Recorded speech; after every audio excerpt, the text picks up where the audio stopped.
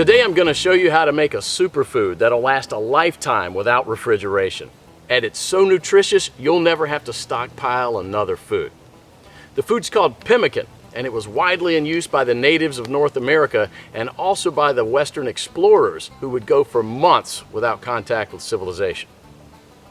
In the 19th century, even British soldiers had an iron ration of 4 ounces of pemmican. Many of these iron rations were found intact and edible as much as 50 years later. So let's just avert our gaze from modern survival thinking for a minute, and let's think about how the guys who explored the West 150 years ago did it. Now that's exactly the kind of stuff I found in this 350-page book called The Lost Ways. It's probably the only survival book I've actually enjoyed reading, and you won't believe the survival things we've lost to history. Now I found the pemmican recipe on page 48, and I decided to give it a go. Natives used whatever was available to them at the time. Bison, elk, moose, deer, but nowadays people just use what they can buy. You just need to remember to select a low-fat red meat, and beef is perfect for this. So you'll need 6 pounds of beef, 2 pounds of rendered beef tallow, and 1/3 cup of strawberries or blueberries. And that's it.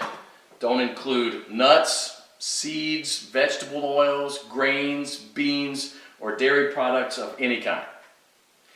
Now the first step is to dry the meat and blueberries. First you need to slice the meat very thin. You can use a very sharp knife like this one, or you can keep the beef in the freezer a few hours before slicing it.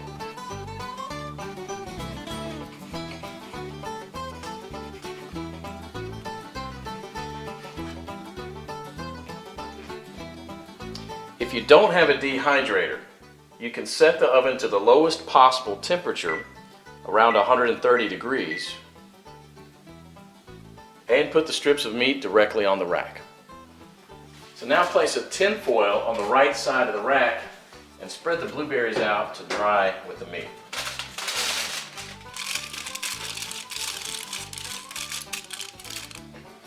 Place the rack back inside and crack the oven door to prevent moisture buildup. Let this dry for about 15 hours or until it's crispy.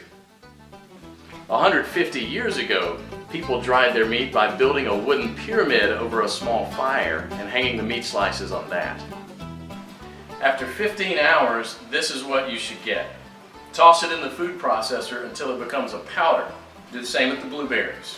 In the old days, they grind it with a rock to crush it into a powder.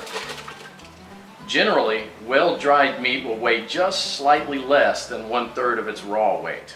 Therefore, 6 pounds of raw lean meat will yield about 2 pounds of thoroughly dehydrated meat. For our next step, we need to cut the fat into small pieces about a 1/2 inch square.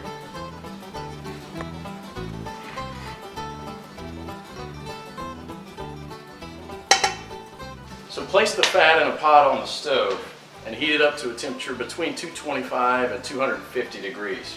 Now, you don't gain anything from getting it any hotter than that other than destroying the fatty acids, which we want to do as little as possible. Now for the first 10 minutes you want to keep this on medium-high heat, and you want to stir it about every minute, and this will allow enough of the fat to be liberated to coat the bottom of the pot without burning the bottom of the fat. After about 10 minutes you'll see a pool of fat forming on the bottom of the pot, which should be merrily boiling away. You can rest a little bit now and stir it maybe only every 5 minutes, just to keep things well mixed. After about 30 minutes, the liquid fat should have risen enough to cover the chunks, and it should look like a rolling boil. So as this liquid rises, you can go ahead and lower the temperature down to about 230. After about an hour, the major boiling action will have stopped, and there'll just be small bubbles rising from the fat. About 90% of the cracklings will be a chestnut brown in color.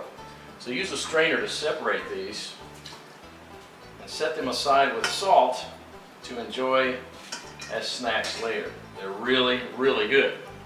And if you don't like them or don't want to eat them, you can set them aside to cool for dog treats. They're good. Sammy, you want one? Come here. We now have to weigh the amount of ground meat and the amount of rendered animal fat. We have to have the same quantities, so you'll probably have to remove some of the excess fat. Place the remaining fat on the stove. Keep it about 120 degrees. Mix the shredded meat into the melted fat and stir it until it's well blended. Then add the blueberries and mix it again. This is how it should look. The fat should be absorbed or coating the meat fibers. There should be very little or no liquid fat pooling in the bottom of the pot. Now, following the instructions from the Lost Ways, you can store it in Ziploc plastic bags and press flat, removing as much air as possible, and therefore preventing the fat from going rancid. This should keep the pemmican from spoiling for a few years without refrigeration. So let's do that. And here's what I got. Pemmican is the ultimate survival food, no matter if you want to bug out or bug in.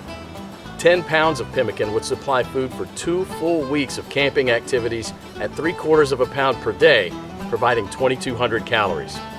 In survival mode, the same 10 pounds of pemmican would supply energy for almost a full month.